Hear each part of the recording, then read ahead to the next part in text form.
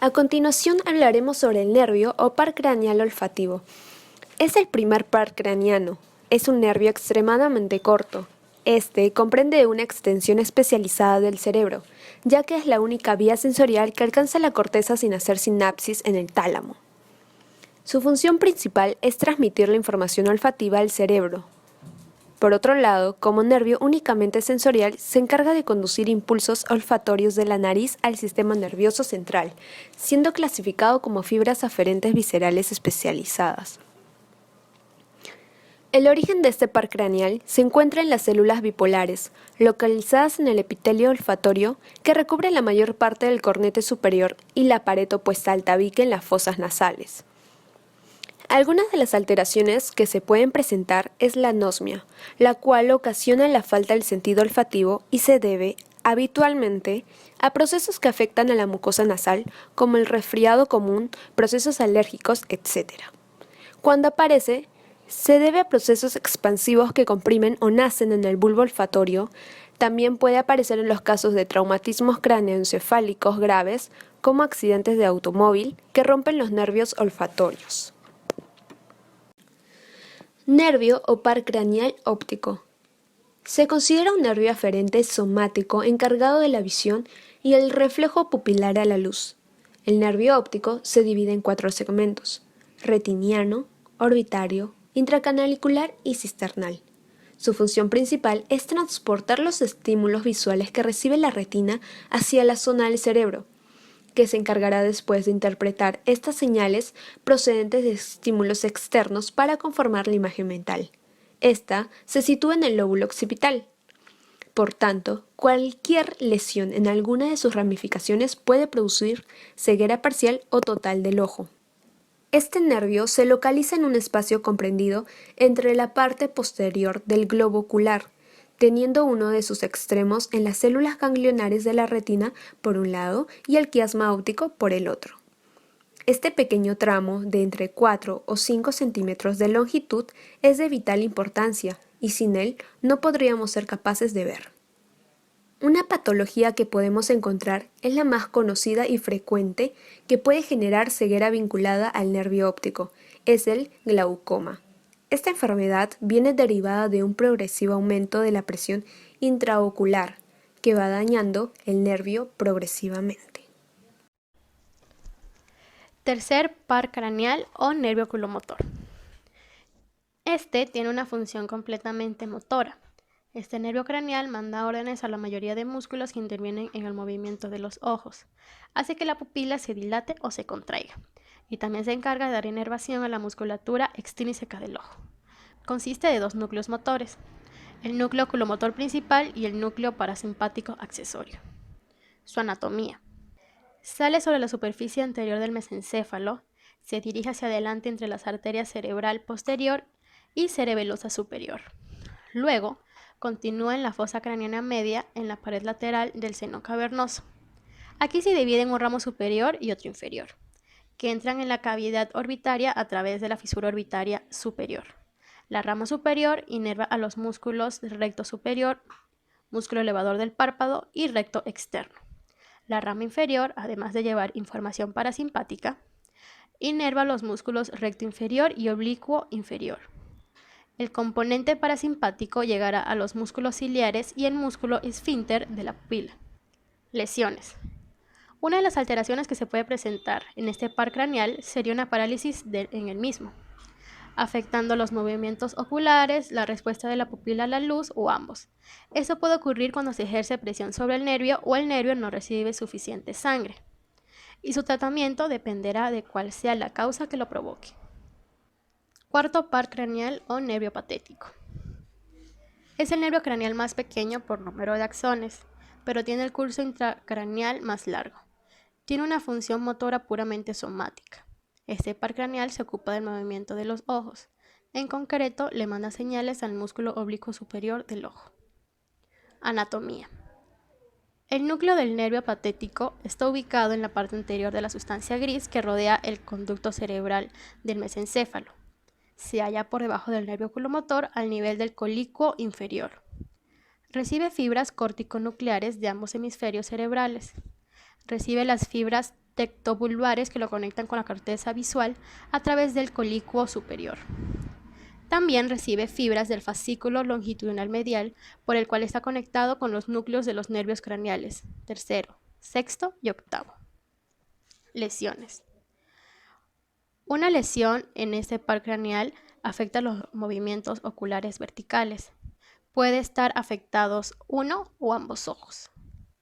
El ojo afectado no puede girar hacia adentro y hacia abajo. Como consecuencia, la persona ve imágenes dobles, una por encima y ligeramente a un lado de la otra. Por ello resulta difícil bajar las escaleras, lo cual requiere mirar hacia adentro y hacia abajo. Sin embargo, las dobles imágenes se compensan y eliminan inclinando la cabeza hacia el lado opuesto al del músculo del ojo afectado. Esta posición elimina las imágenes dobles porque para enfocar ambos ojos en un objeto se utilizan músculos oculares que no estén afectados por la parálisis. La causa frecuentemente no se puede identificar, pero una de las más comunes es por traumatismo cráneoencefálico. El nervio trigémino, también conocido como quinto par craneal, es mixto porque tiene funciones motoras y sensoriales.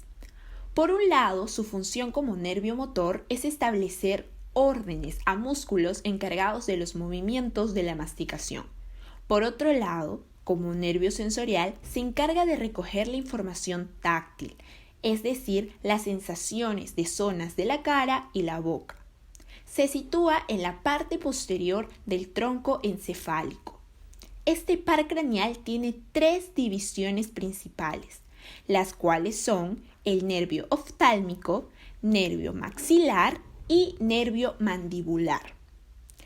Una patología particular de este nervio es la neuralgia del trigémino, la cual ocasiona dolores o ardores repentinos. Las causas que producen esta lesión pueden ser por un tumor que proviene de este nervio, accidentes cerebrovasculares, traumatismos faciales, entre otras. El nervio abducens también es conocido como nervio abducente, nervio motor ocular externo o nervio sexto del par craneal. Es un nervio craneal motor. Su función principal es el movimiento del músculo recto lateral del ojo, que permite la abducción, la cual es la separación de un órgano del cuerpo del plano medio, es decir, permite que el ojo se mueva o gire hacia la sien, o el lado opuesto de nuestra nariz. Este par craneal se origina en la protuberancia o puente de Barolio, situados en una parte del encéfalo. Cuando el nervio se estira, puede producir algunos traumas, como por ejemplo una parálisis, que afecta al músculo recto lateral, deteriorando la abducción ocular. Las causas que producen esta lesión pueden ser una infección, un traumatismo, un infarto en el nervio, entre otras. Como también puede ser idiopática, es decir, que desconozcan el origen. El nervio facial es el séptimo par craneal. Es mixto y es el nervio del segundo arco faríngeo. Presenta 2 raíces, una motora y otra sensitiva parasimpática. El nervio facial sale del cráneo a través del agujero estilomastoideo, entre los procesos mastoideo y estiloideo del hueso temporal, dando ramos musculares para el vientre occipital y los auriculares del músculo epicráneo, el vientre posterior del digástrico y el músculo estiloideo. A su salida del cráneo, inmediatamente ingresa en la glándula parótida. Corre superficialmente dentro de esta glándula antes de dar origen a ramas terminales, temporal, cigomática, bucal, marginal de la mandíbula y cervical. La parálisis del nervio facial sin razón obvia es denominada parálisis de Bell.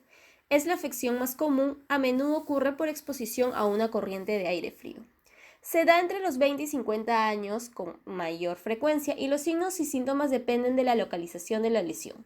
Los pacientes afectados no pueden cerrar los labios y el ojo del lado afectado. Son incapaces de silbar, tocar un instrumento de viento o masticar con efectividad, dado que también se paraliza el músculo buccinador.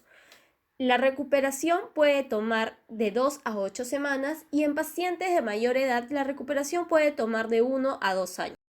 El nervio vestíbulo-coclear es el octavo nervio craneal.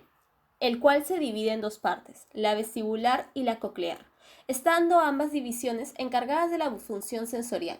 Este nervio lleva fibras aferentes somáticas desde estructuras del oído interno. Mientras que la parte coclear del nervio se encarga del sentido del oído, la parte vestibular se encarga de aspectos relacionados con el equilibrio.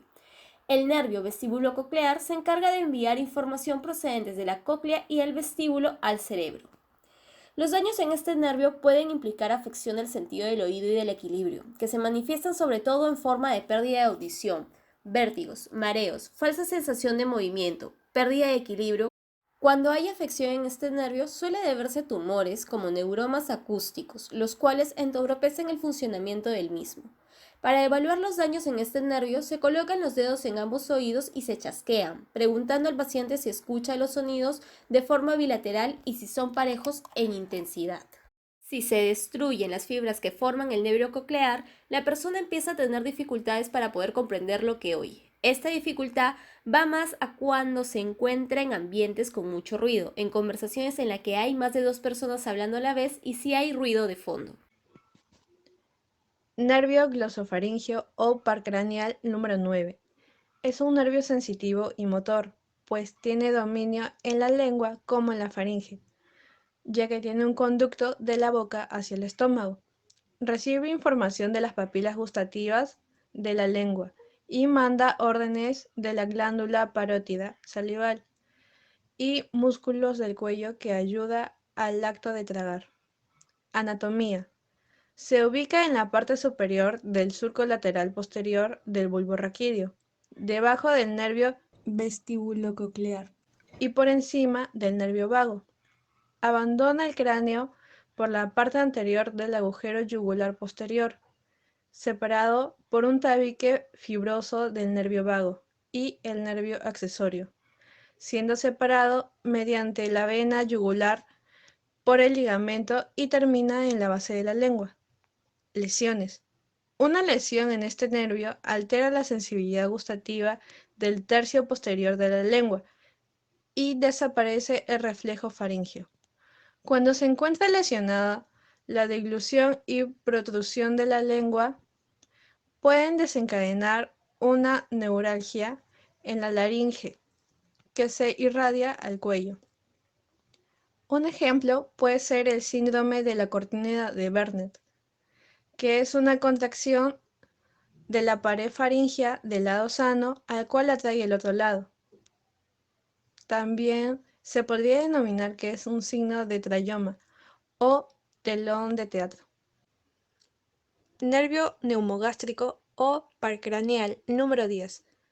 Lleva órdenes a los músculos de la faringe y laringe, enviando fibras nerviosas del sistema simpático a vísceras que se localizan en la zona de nuestro abdomen, recibiendo información gustativa que llega desde la epiglotis y también interviene en la acción de tragar.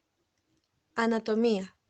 Se origina en la parte de atrás del bulbo raquídeo, conectando el cerebro con la médula espinal y sale del cerebro por una abertura llamada foramen yugular, descendiendo por el cuello y el tórax hasta terminar en el estómago. Mediante todo este recorrido, inerva la faringe, laringe, corazón y otros órganos. De esta manera, el cerebro detecta cómo se encuentran los órganos y regula sus funciones. Lesiones. Una lesión en este nervio puede producir dificultades para deglutir, hablar, ronquidos, contracciones en los músculos de la faringe y laringe, alteraciones de la presión arterial y latidos cardíacos. Un ejemplo podría ser el vagotomismo, que es una enfermedad genética del nervio vago, pues el corazón depende de las emociones y de los estados relajados. La frecuencia del corazón es de 60 a 100. Si tiene menos de 60, es vagotomismo. Par 11 o nervio accesorio. A este par craneal también se le conoce como nervio espinal. Da inervación al músculo trapecio superior, esternocleidomastoideo o esternocleido-occipito-mastoideo principalmente. Luego también da ramas a la musculatura estirada del velo del paladar, faringe, laringe y esófago, Su salida es la misma que el nervio anterior, el nervio vago. Los dos salen del agujero rasgado posterior o formen yugular. Se trata de uno de los pares craneales puros y activa los músculos trapecio y esternocleidomastoideo, que intervienen en el movimiento de la cabeza y los hombros, de modo que sus señales se hacen notar en parte de la zona superior del tórax. En concreto, permite que la cabeza quede decantada hacia un lado y que pueda inclinarse hacia atrás. Sus signos de lesión son afectación de la deglución, motilidad del velo del paladar y faringe y trastornos de la fonación. Par craneal 12 hipogloso. Es un nervio craneal que inerva la musculatura de la lengua a excepción del músculo palatogloso. Este término fue acogido por el Dr. Jacob Winslow, quien era especialista en anatomía. Este nervio se origina en el bulbo raquídeo, específicamente parte de la región vulvar dorsal, que es la parte inferior del tronco encefálico. Allí reposan los núcleos motores del hipogloso. Función.